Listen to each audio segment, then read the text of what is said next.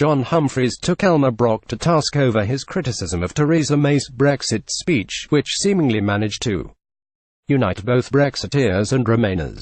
Mr. Brok demanded Mrs. May come up with new proposals, despite the Prime Minister unveiling detail on the kind of trading relationship with the EU post-Brexit.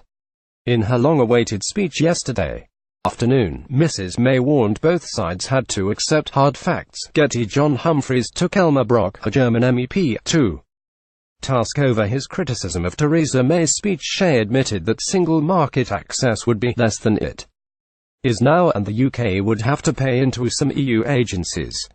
However, Mr. Brok slammed the speech as giving away only hints instead of clarity. The chairman of the European Parliament Committee on Foreign Affairs said, "It sounds like she wants to have membership of the internal market without fulfilling the obligations we need.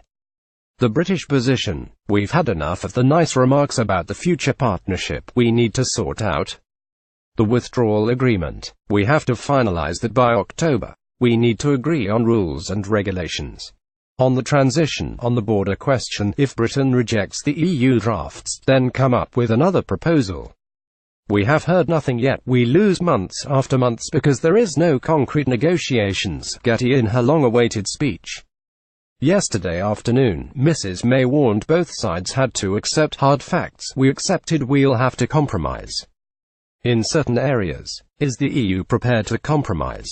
John Humphrys, however, the Today Show presenter, hit back at the German politician, pointing where Mrs. May compromised, and quizzed the MEP on where the European side had compromised during the Brexit talks.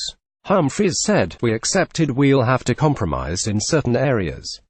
Is the EU prepared to compromise?" Mr. Brok said, "We have compromised all the time. We have compromised in the past 20 years. This prompted the BBC host to fire back. "She has said that we're going to compromise. She's been very clear about that.